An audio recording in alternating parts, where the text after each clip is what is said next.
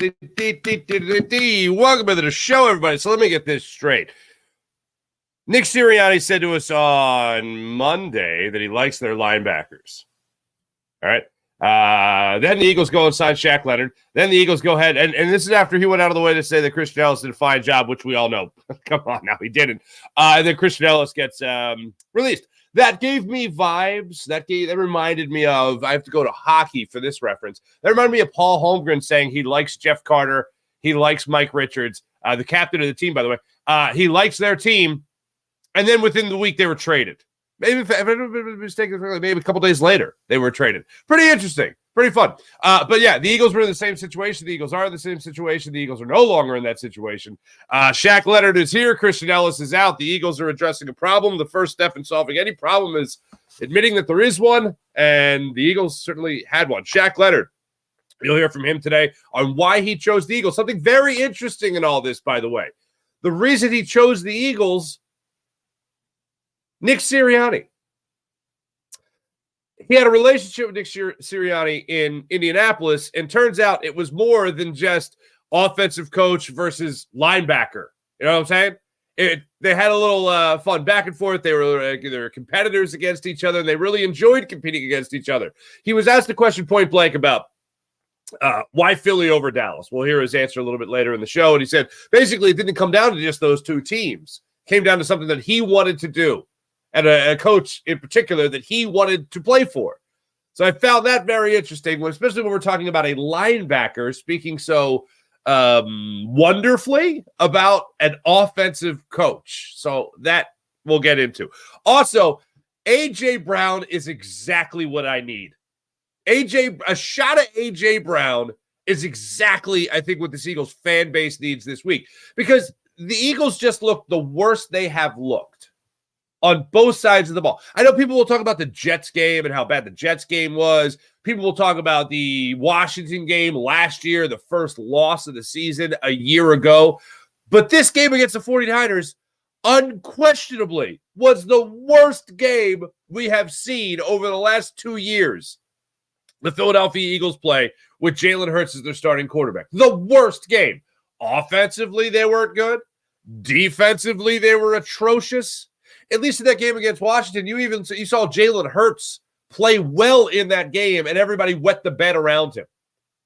And then in this game here against the 49ers, everybody got dominated. In the Jets game, at least the defense played well in that game, while the offense gave you nothing. Turning the football over 4 times. Offense was terrible. Defense did their job. Did exactly what they were supposed to do. This game against the 49ers, far worse than either of those losses, I should say. And A.J. Brown, according to reports, went into the locker room after that game and basically dropped the what the hell, guys. We got to match intensity. We got to match energy. Screw the schedule. Everybody's tired. Anybody's tired? I'm tired. Everybody's tired. Pick it up. Let's go.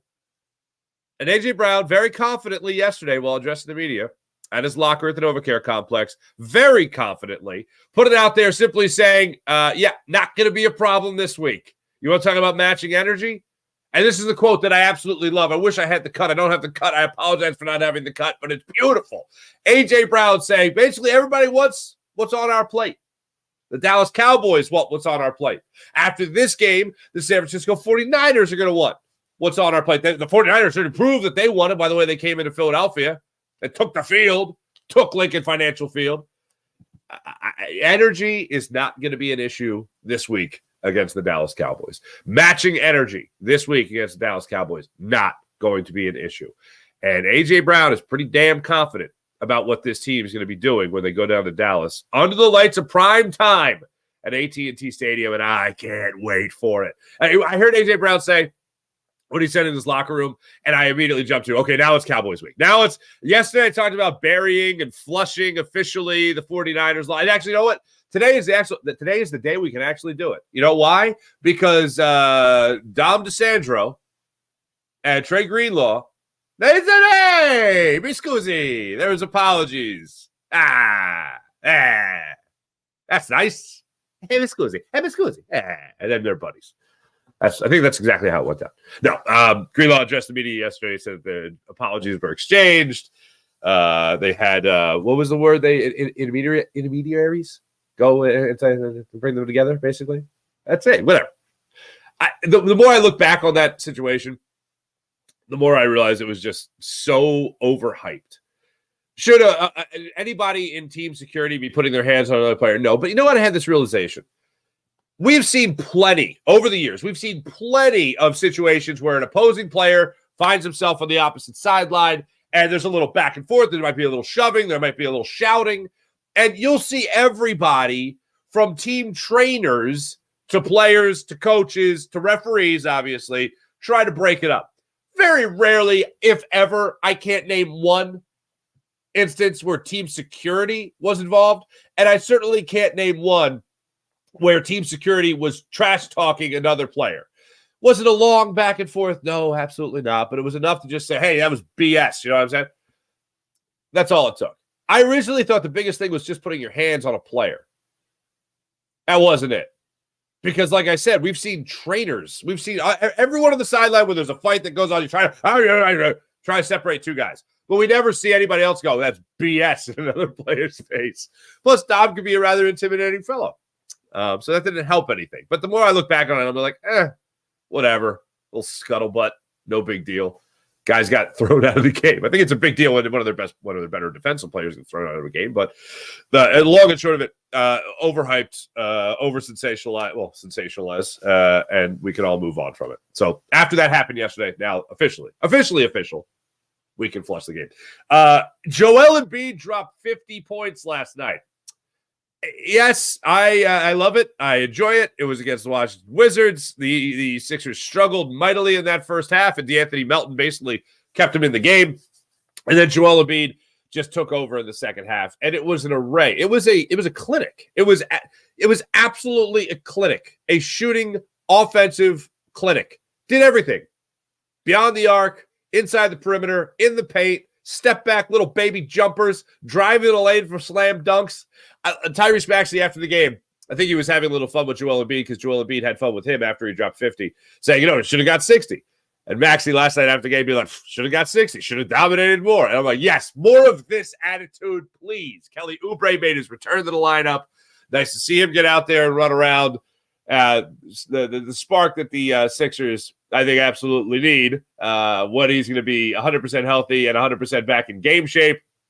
Yet to be determined, but still looked pretty good last night running around for the Sixers. So the Sixers get a big win over the Washington Wizards, as we all expected them to get a nice win over the Washington Wizards. And anytime Joel Embiid drops 50 points, it's obviously worth noting.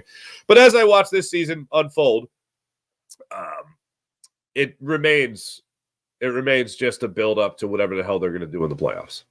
And I had a conversation fairly recently with Chris DeGaulle of 990 The Answer. It's a political talk station. Chris is a guy I've known for a long time.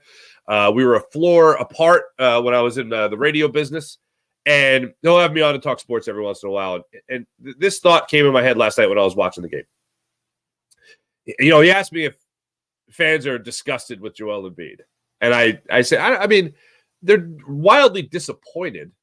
And anything he does in the regular season will be great and enjoyed as entertainment, but it'll be taken with a grain of salt because it's not the playoffs.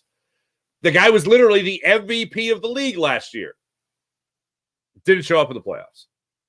Had to have PJ Tucker in his ear to try to motivate him in the playoffs. None of that is fun. None of that is good. All that is bad. I need more from Joel Embiid. I think every Sixers fan needs more from Joel Embiid. Oh, he dropped 50 points last night. Yeah, that's great. Against the Wizards in the regular season, not the playoffs. It's all about the playoffs. It's all about the postseason. Everything else is just entertainment. Just sheer entertainment. I like to watch basketball. I'm from Philadelphia. I like to watch the 76ers. Sheer entertainment. When you get to the playoffs, that's where the real season starts. We'll give you some interesting numbers I saw about Joel Embiid's 50-point performance last night, and we'll get to that. Also, Mike McCarthy, one last thing in football before we get to the Shaq Leonard news from yesterday. Mike McCarthy in the hospital just had surgery for an acute appendix. What? Had some pain, got checked out, got into the hospital, boom, surgery. And he does expect to be coaching the Dallas Cowboys on Sunday. Hey, God bless you. God bless you. Cowboys going for a 15th straight home win. That's some kind of a record. And they got some interesting numbers as well that we'll get into coming up a little bit later in the show. But that's what we got for you today. Let's jump in. First and foremost, Shaq Leonard at his locker yesterday was asked about, why Philly over Dallas, as well as his relationship with Nick Sirianni, and what was Nick Sirianni's sales pitch to join him here in Philadelphia? I don't think it was just Dallas, Philly. It was more so, Nick and I were together when we was in Indy. Nick was a great coach, great competitor. We had a bond, when we was in Indy, so we kind of just went with that. How'd you form that bond, being defensive captain over there and him obviously working on the offensive side of the ball? For one, just competing against each other, day in and day out. And then in team meeting rooms on Saturdays, whenever they had to stand up, offense coordinators had to talk. We kind of joked around because he always said all right after maybe every 2 words. And we kind of built a bond from there and then, just kind of kept with it from there. You talked about a sales pitch. What was the sales pitch for you to come to Philly? It was more so just, the environment that I would be in.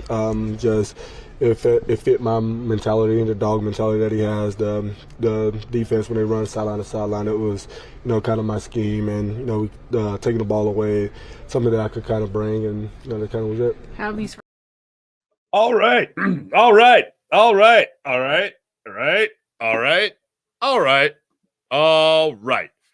Nick Sirianni's conversational crutch led to, I assume, some back and forth with Shaq Leonard. Some poking fun at each other with Shaq Leonard. I love that kind of relationship between a player and a coach. That's a beautiful thing. That's nice. And the fact that they were able to have a little back and forth about that, cool. Competitive nature, dog mentality, all that, wonderful. The idea that he's like, it's not necessarily, I'm not choosing the Eagles over the Dallas Cowboys, which you kind of did there. It's the fact that he chose Nick Sirianni. Let's make no mistake about this, and I made this point a million times since Shaq Leonard's name has even been brought up as possibly joining the Philadelphia Eagles linebacking core. He's an upgrade. Not a savior, but an upgrade. The Eagles need to upgrade that linebacker position. One thing that's a sight for sore eyes, looking at the injury report going into this week here against the Dallas Cowboys, you see the name right there in the middle, Zach Cunningham, linebacker, hamstring, limited participant at practice. Things are trending in a great direction. And while we're looking at this, Dallas Goedert, full participant at practice yesterday. But Zach Cunningham being back for this game. Shaq Leonard, most likely playing in this game, said yesterday when he was asked about his role, he said, hey, whatever the team needs me to do, I'm going to do. As far as things trending in the right direction, let's see how the week goes and all that stuff. That's what he was saying in his locker yesterday. But as far as joining Nick Sirianni and joining the Eagles, he wanted an opportunity to play. And above all else, he wants to make sure that he has an opportunity to prove that he's got a lot left in the tank. Not just to the Indianapolis Colts, which we'll get to, but to himself. Here he is yesterday talking about why there might have been a dip in production when it came to his final days, his final 9 games in Indianapolis. Prove to people, hey, I'm still top for that. I think I had 2 back surgeries. I think. Prove to people, hey, I'm still a top level player in this league. Of course, I was stunned, but this thing is a business, and I respect their decision to move forward. I wish them nothing but the best, and of course, it's not just proving to Indy, that I can still play. I want to prove to myself that I still can play, and that's why I continue to just grind as hard as I possibly can and come out and put my best foot forward. Nick had mentioned. So why the dip in numbers For that. I think I had 2 back surgeries. I think that might be the number one reason. But just trying to get acclimated back again, playing football and, get my feet back up under me, stuff like that. How much you think?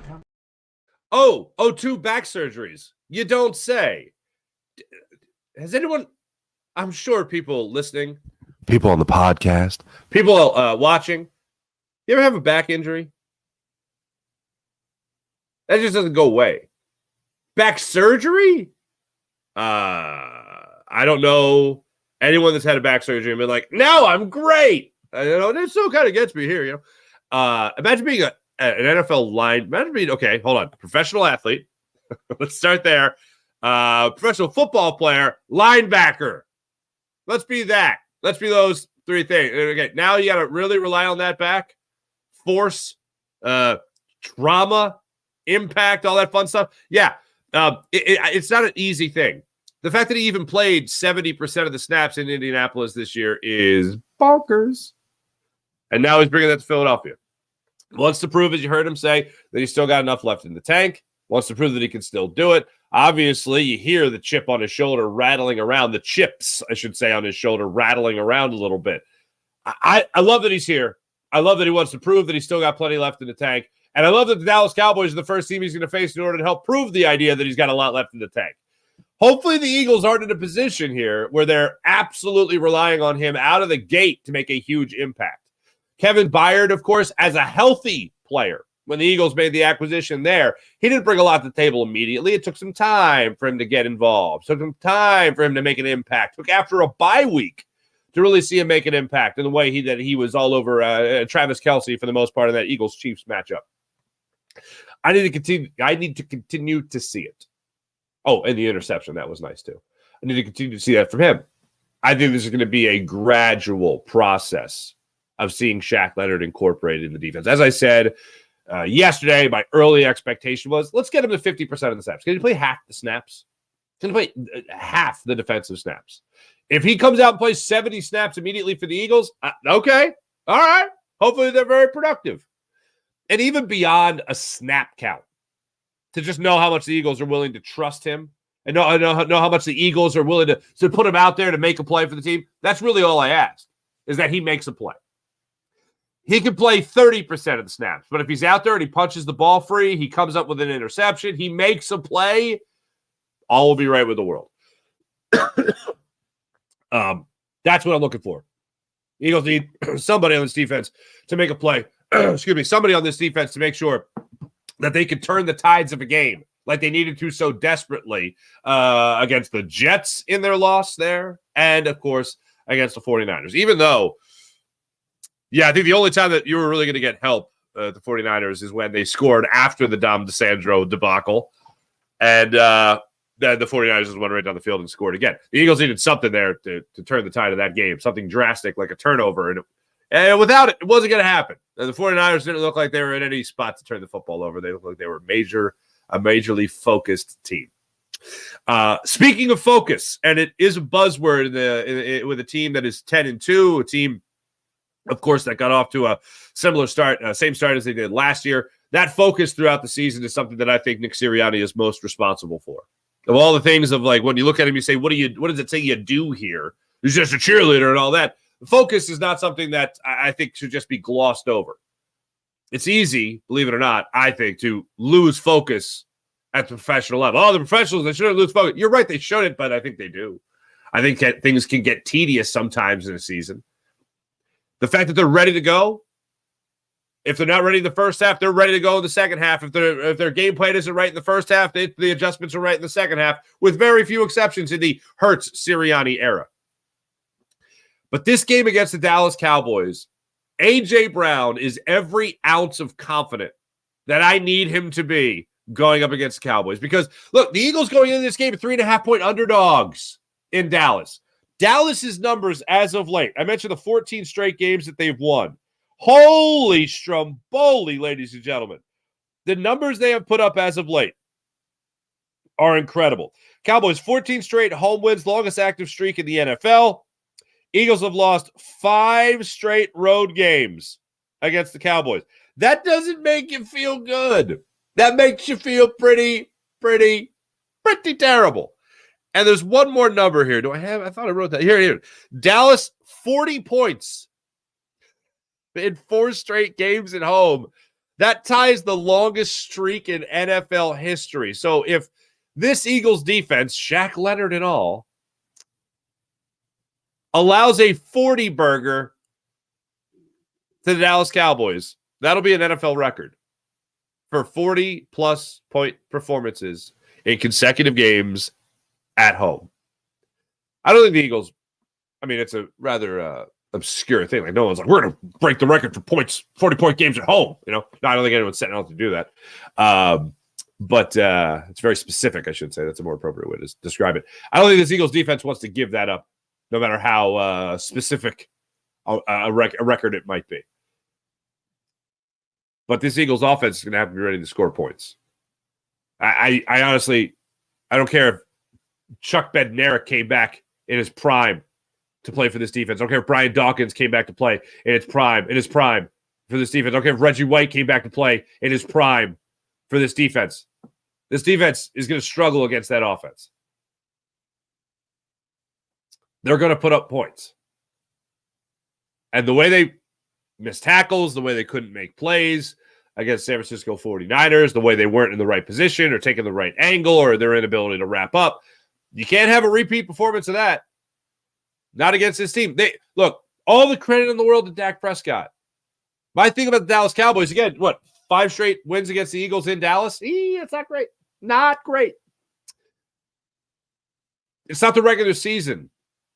Excuse me, it's the playoffs is where I don't worry about the Cowboys. During the regular season, that's where I worry about the Cowboys because then they can mess with your seeding. Especially when they're only a 9-3 team, or especially when they're a 9-3 team, you're a 10-2 team. Obviously, it's 1 game difference. You want as many tiebreakers as possible, and you don't even want to have to rely on the tiebreakers. You just want to make sure you keep winning. You lose this game,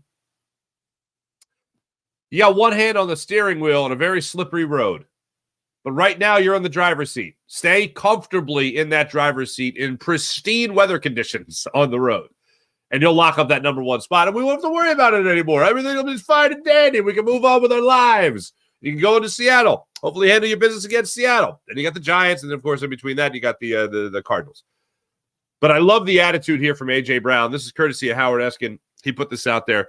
But this is A.J. Brown on correcting the attitude, vibe, and maybe a little bit of that lack of energy they had against the 49ers.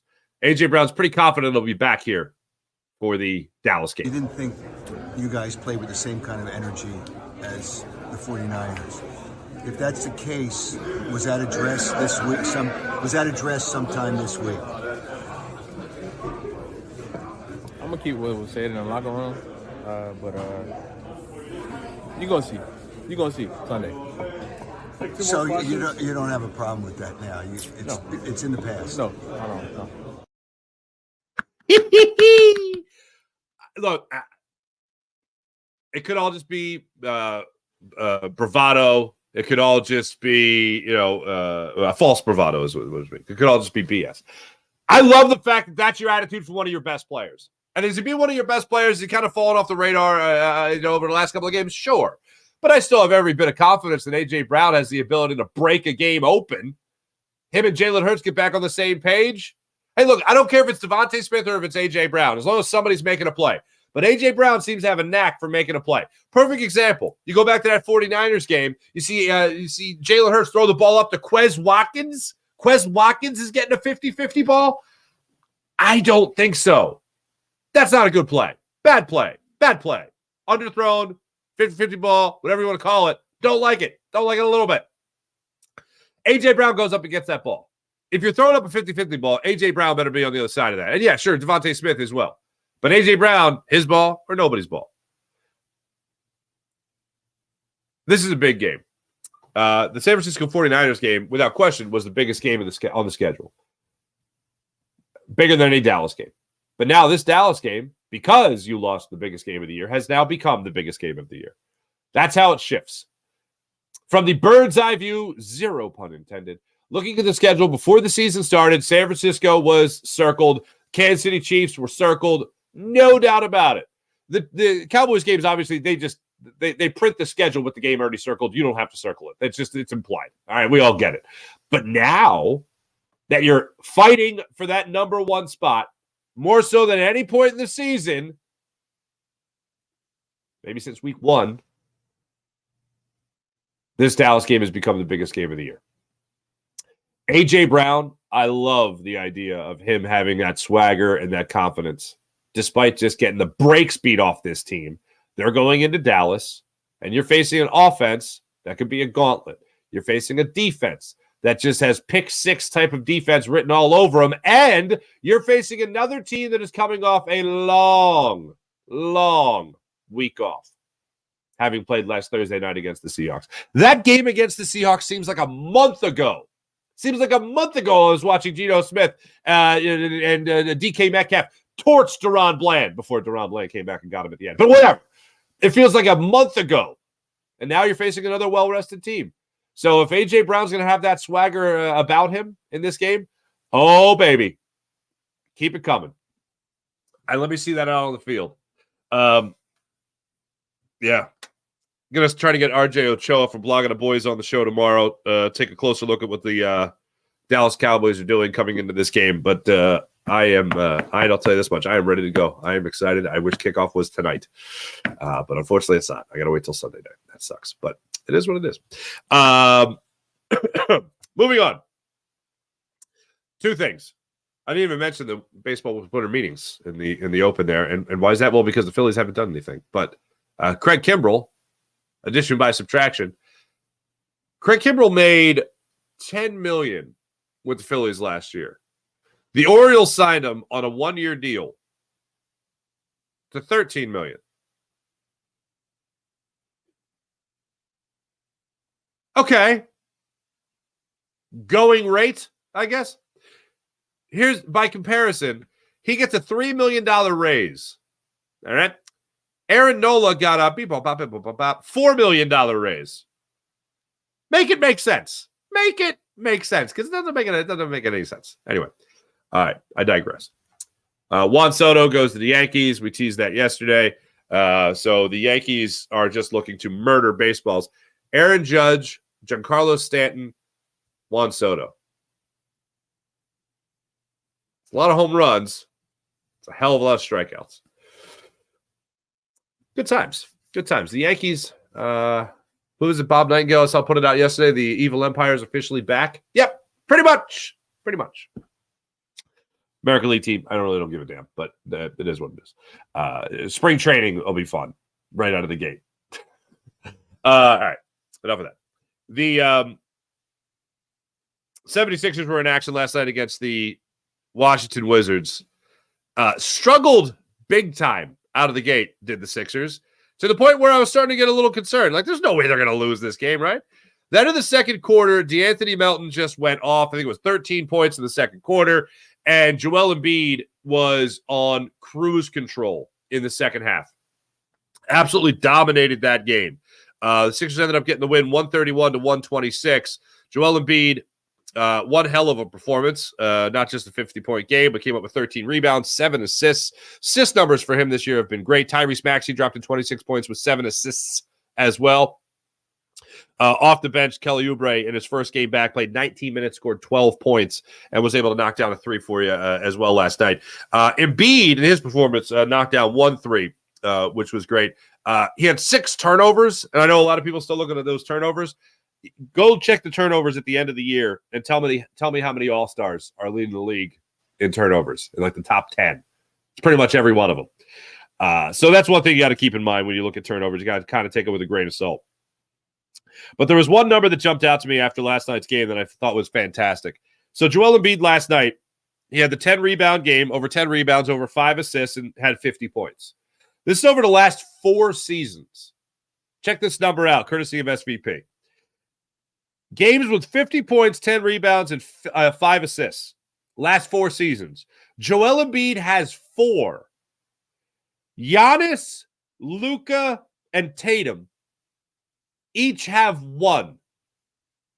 He's got more 50-point, 10 rebound, 5 assist game than Antetokounmpo, Doncic, and Tatum combined.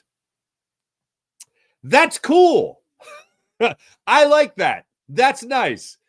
But again, all the times we see Joel Embiid's name up there with like Wilt Chamberlain or Allen Iverson in team history and franchise history and all that stuff, it's great. It's awesome. Oh, link to history like that. That's incredible, right? Oh, my, wow, that's great. But it's all with a grain of salt because to me, it's just, okay, make the playoffs. See what you do in the playoffs. Show up in the playoffs. That's what it is to me. And it sucks to be like that, but that's how we've been trained, is it not?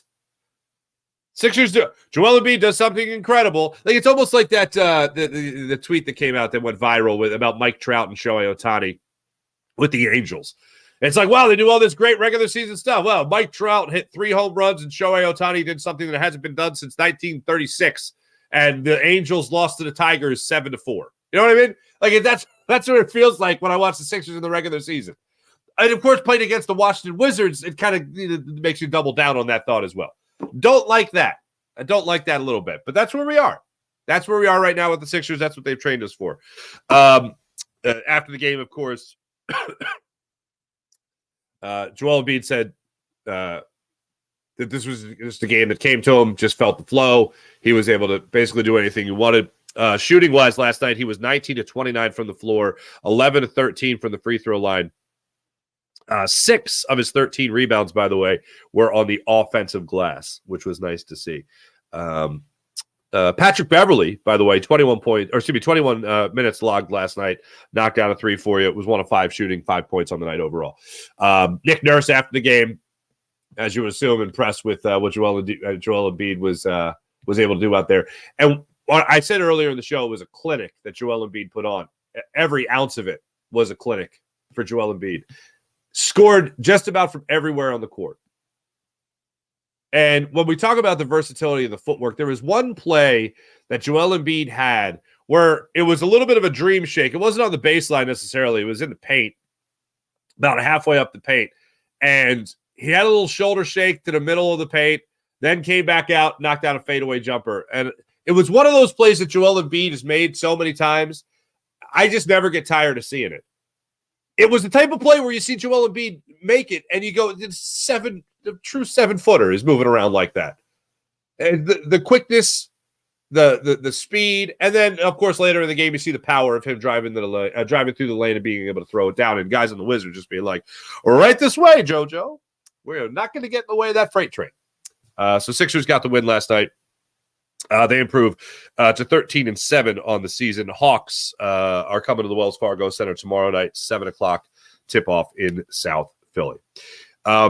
Before I get to the chat check, let me tell you, wonderful people, ladies and gentlemen, about all that's going on with MyBookie. MyBookie.ag. Take advantage of all that MyBookie has to offer right now. Whether it's sports you want to test your knowledge in, place a little wager, little sports, little Sixers action, little Eagles coming up here. You like the Eagles 3.5-point underdogs again? MyBookie has you covered. And here's what you can do. Use promo code Farzy. That's promo code Farzy to get up to $1,000 redeemable cash bonus at mybookie.ag. You want to bet on sports? You can bet on sports. You want to bet on TV shows? You can bet on TV shows. You want to bet on politics? It was the thing last night, the little debate they had, right? Then you can bet on that. Poll numbers afterwards. MyBookie. MyBookie.ag. Take advantage of all they have to offer and use promo code Farzy at MyBookie.ag for up to $1,000 redeemable cash bonus. MyBookie.ag. That's MyBookie.ag. Promo code Farzy. You can also use promo code Farzy on the Game Time app. All that's going on with the Game Time app, especially last-minute tickets. I saw someone get tickets on the Game Time app recently for 60% off less than an hour before the game got underway. And it's not just games. It's events. It's concerts. It's comedy shows. Game Time app, gametime.co. Use promo code Farzy on the Game Time app and get $20 off your purchase. When it comes to the Game Time app, you can get those last-minute tickets. You can get those flash ticket sales. You can get them shortly after the event begins, whether it's a game, tip-off, whether it's face-off, whether it's kickoff. No matter what it is, first pitch, Game Time app has you covered. Use promo code Farzy to get 20% off when you create an account on the Game Time app. Game Time app. Use promo code Farzy for all that they have to offer. How about the amazing people? The amazing people at Sky Motorcars, SkyMotorcars.com. All an incredible group of cars, incredible people to deal with at Sky Motorcars. Check out SkyMotorcars.com. How about the amazing people at PHL Sports Nation, Philadelphia Sports Nation, enhancing your Philadelphia sports fan experience across all social media and blogs. That's PHLSportsNation.com. Let's get to the chat check and see how you wonderful people are doing on this fine morning. Brian, good morning. Oh, wait, hold on. I'm running things today. Boom. There we go. How you doing, Brian? Hey, there's Sean Kilrain. April. What's up, April? April had a jersey day at work yesterday. War Chris Long had so many Cowboys and Red Cowboys fans talking, you know what? Nobody likes us. We don't care. Still one of my favorite athletes. We've reached out. I'd love to get him on the show. He is my favorite athlete I've ever covered in Philadelphia sports. Great interview. Just absolutely love that guy. And still to this day has the Eagles back. Mullet Alvarado. What's going on? Why Niners? Why? Good morning, everyone. On this beautiful Dallas sucks week. Flyers don't suck. Let's get some love for them. Flyers have won 2 in a row. They won the back-to-back against Pittsburgh, the Penguins, right? A team that I still hate almost more than any team. Yeah, even more than the Cowboys. I know that's personal. I know that's unique. Some might say stupid. But I hate the Penguins. I freaking despise the Penguins. The Dallas thing has kind of become, and I am in no way a hipster, although I do own a record player. The Dallas thing has become so mainstream where like everybody hates the Cowboys. So it's like not unique to us anymore. Although, you know what? And that reminds me, I'm glad you mentioned this. Wine, Niners, wine. Because I totally forgot. I saw Micah Parsons yesterday, was interviewed. And he said that every year it seems like this is the biggest game of the year. Eagles, Cowboys. And he's right. The Eagles have been you want to beat the man, you got to want to be the man, you got to beat the man type thing. The Eagles have been that team. Obviously, they've won a Super Bowl a hell of a lot more recently than the Dallas Cowboys have. And Micah Parsons is one of those guys that puts the quarter in the machine every single matchup, whether it's the thing from last year, is it Hurts or is it the team? Is it Hurts or is it the team? Right? Then on top of that, you got him saying this year, ahead of this Dallas Cowboys matchup with the Philadelphia Eagles, this seems to be the biggest game every single year. I think he's addressing it properly. It is the biggest game every single year. In terms of the division, are you really looking at the Giants being like, oh boy, Tommy Cutlets, I don't know. Part of me wants to see Dom DeSandro and Tommy Cutlets have a little dust up on the sideline. That'd be beautiful. I don't know why. That'd be beautiful. This would just be a lot of this. Anyway. And probably both after the game would say me Scusi. And I could revel in that. What are you worried about the Commanders? Let's get real. It's Cowboys and Eagles. The NFC East is the Cowboys and Eagles. That's the way it's been for a while. That's the way it's been for a long time. That's the way it is right now. And Micah Parsons addressing it as the best game of the season, the biggest game of the season. Oh, for this division? Absolutely. Hey, what's going on? Mullet. Keep representing the Eagles down there. Mullet's also in North Carolina. Formerly in Okinawa. That's right. This show's got reach, bro. I know being a military town, we have lots of transplants, but damn. Also, we were them last week before the game? Solid? I don't know. True. Oh, look at this. True. Neighbor raised a Carolina. All right, cool. True story. Panthers, hot garbage this year. They are hot garbage this year. Kimbrel, don't let the door hit you. I am very excited that Craig Kimbrel's not here. That's the best thing to come out of the winter meetings. The Phillies really haven't done anything. Some Rule 5 minor league guys, not Rule 5 major league guys. There was a report yesterday about Jock Peterson joining the Phillies. Turns out he just posted a picture to his Instagram and people started running with it. I think it was him and the Fanatic. And I saw Todd Zalecki started knocking on doors being like, hey, is anything going on here? And they're like, we haven't even talked to him. So not a lot going on there. Not a lot going on there. Very silent, very quiet winter meetings for the Philadelphia Phillies. If you're waiting for the Phillies to make that big splash, it ain't happening. Not anytime soon. Sean Coney, Green Light Podcast is good, just as the Kelsey Brothers podcast, Farzi. I like Green Light. I actually started catching a little bit of Bo Allen. Bo Allen yesterday spoke, was it yesterday or 2 days ago? He spoke about the Dom DeSandro incident, and he said that he got a text where someone said, hey, your boy Big Dom's mixing things up on the sideline. He was eating dinner. He wasn't watching the game. So he ran to his TV and he put the game on, and he was like, oh, damn. Bo Allen, if you haven't seen him, he's no longer Fat Thor. He just looks like Thor now. He's lost a ton of weight. So he was enjoying Dom DeSandro going out there. April, I knew you were going to hit me with this. We need Chris Long as a guest. I know. I'm working on it. Sean Curry, Dom is friends with my wife's side of the family. I can only assume by the hand gesture your wife's Italian, Sean. If we've talked about that and I forgot, and basically, yeah. No, but Dom's a legend, and I absolutely love it. Wait, is Bo does the podcast too? Facts of the King, good stuff. There you go. Yeah, no, it's great. It's such an interesting time for athletes in particular. And originally, I didn't know how I felt about it because usually the athletes needed the media to put their voice out there.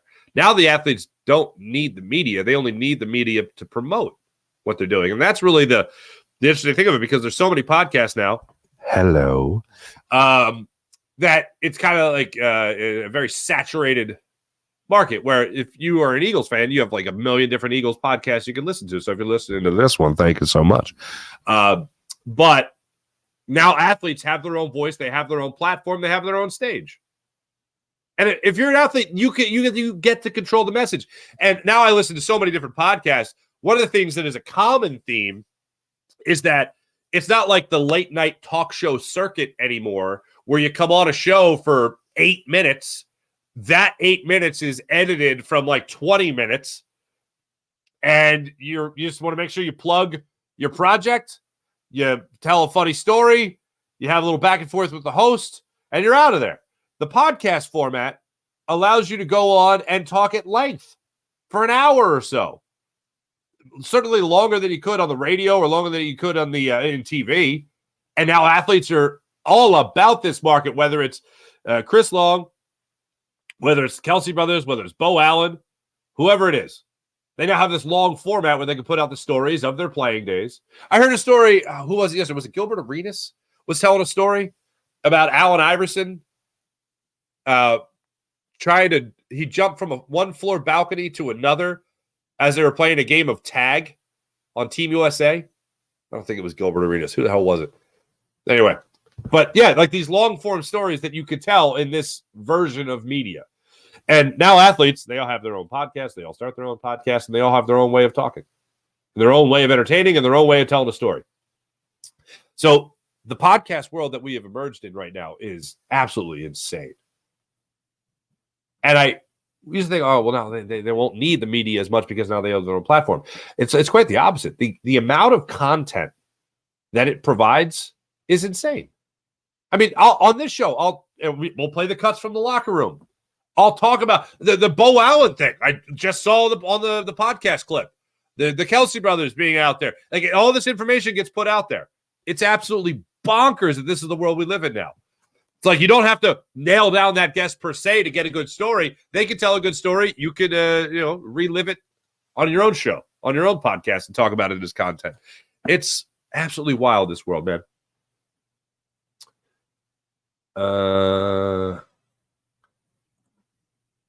Yeah, April, I think that's my favorite part of all the sports podcasts, hearing all the old stories. It hasn't changed. Like I used to look forward to players being in the booth more than anything. When players would be in the booth in any sport, you would hear that long form interview and they'd tell the story about this and the details they would have. Like, I remember I hit this ground ball to second base. And I remember that because so-and-so's wife was pregnant at the time. And they actually named the baby with the first name of the baby is my middle name. Just coincidence. Anyway, so I hit that ball. And like, it's just the weirdest thing. Like that just it sticks out in their mind about the particular play. Where they're like, yeah, but was it a fastball? Yeah, it was a fastball.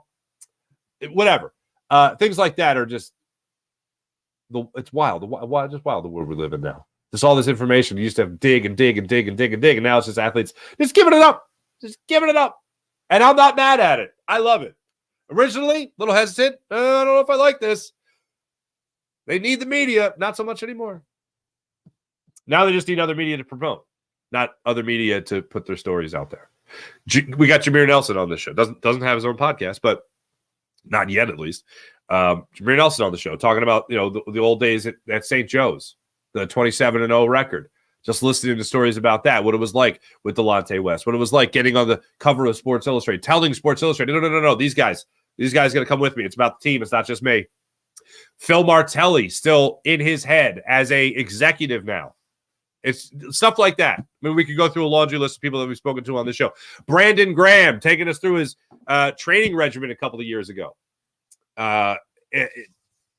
It's absolutely insane. Absolutely insane. It's all out there for public consumption. It's fantastic. Let's get to the Morning Rush, brought to you by Sky Motorcars, SkyMotorcars.com. Thanks to everybody in the chat. I think I got everybody in there. We're not up on Jacob Media today. We'll be up on Jacob Media a little bit later in the day. Let's get to the Morning Rush, brought to you by Sky Motorcars, SkyMotorcars.com. Eagles continue training for Dallas today. They'll continue to practice. We showed you the injury report earlier in the show. Here it is once more. Julio Jones, Darius Slay, both listed as out or did not participate, I should say. Darius Slay, rest/knee. Okay, whatever you need, Slay. Julio Jones dealing with a groin injury. Fletcher Cox, Zach Cunningham, and Zach Stahl all limited yesterday at walkthrough. Grant Calcaterra and Dallas Goedert, 2 tight ends right there. Full participants in practice yesterday, so Dallas Goedert will be out there on the field running around against the Dallas Cowboys. Side note, there was a report out of San Francisco. Not only did Dom DeSandro and Dre Greenlaw exchange apologies, but the San Francisco 49ers are also said to be the leading candidate for acquiring the rights of Zach Ertz as a tight end. Don't like that. Not even a little bit. The last thing I need is to see Zach Ertz in a 49ers jersey and then Zach Ertz making any type of an impactful catch against the Eagles in the playoffs. The last thing I need to see. But according to the reports, there we are. Very close. San Francisco 49ers could have Zach Ertz catching passes for him from Brock Purdy. Don't like it. Don't like it a little bit. Looking around the rest of the NFL, of course, today is Thursday. Got a little Thursday night football action going on tonight that involves, excuse me, the NFC East. Oh wait, no, that's next week's game. I'm sorry. They're on a bye. My apologies. I'll get that for you right now. What the hell am I looking at? Moron. Boop. Oh, okay. Yeah, it's next week. All right. New England at Pittsburgh tonight. That's the Thursday night game on Prime Video, 8:15 kickoff. Steelers are hosting the New England Patriots, so that's what's going down tonight. As far as the Eagles go for the rest of the week, like I said, we're going to continue to track what Shaq Leonard is doing at Eagles practice, see if he's in there with starters, if Zach Cunningham, see if he's out there at the same time as Zach Cunningham, trying to get a little bit of an understanding for what his role is going to be come Sunday night in Dallas for this team, and also continue to monitor the health of Fletcher Cox, who we saw right there was on the injury report, see how he progresses along, and we'll continue to see what's going to happen with this Eagles team going forward as they prep for Dallas. There was a great breakdown by Dan Orlovsky on ESPN yesterday that I thought was just brilliant. And it really does combat the idea of David Carr putting out that vibe that Jalen Hurts can't read the defense. This is starting to become a very redundant and old and annoying story. I feel like he has proven that he can read a defense. I feel like this year in particular, people are doing things to disguise their coverages. Perfect example of that was the fake blitz they ran in New York with the Jets, where they said, do this. They did it and literally had a pick six off that play. Having some trouble picking that up this year. Maybe they're throwing a little bit more of that in his face than they have in previous seasons, and now it comes time for Jalen Hurts to make that adjustment. This is going to be an interesting ask going up against Dan Quinn. They didn't light the world on fire the first time around in Philadelphia. We're very close to losing that game. 2-point conversion from Dak Prescott gets converted. We're talking a little bit of a different story here. He doesn't step out of bounds, a little bit short of the end zone there. He's able to throw a touchdown pass as opposed to throw one just short of the end zone to Ferguson that just barely was held out of the end zone. we're talking about a different story here potentially. But this Eagles team needs this game against the Dallas Cowboys. The Dallas Cowboys are in a similar situation here than they are against the similar situation to the 49ers, where they need this game more than the Eagles. But I feel like the Eagles need this game in a sense to reestablish their firm spot in the driver's seat in the NFC. So when it comes to who really needs it more, yes, obviously the Cowboys, they're looking at it as a chance to grab a number one spot, to help them in their pursuit of the number one spot with, 4 games left to go after this one, where the Eagles are looking at this as a chance to really solidify their spot as the number one seed in the NFC. That's what we're looking at going into this game here against the Dallas Cowboys. Thanks for watching. Thanks for listening. You guys are great as per usual. Much appreciated. I'll be back with you guys tomorrow, same time. If not earlier. We'll try a little earlier next time. Thanks for watching, everybody. This is the Farzy Show presented by MyBookie, mybookie.ag. Catch you guys tomorrow. See you.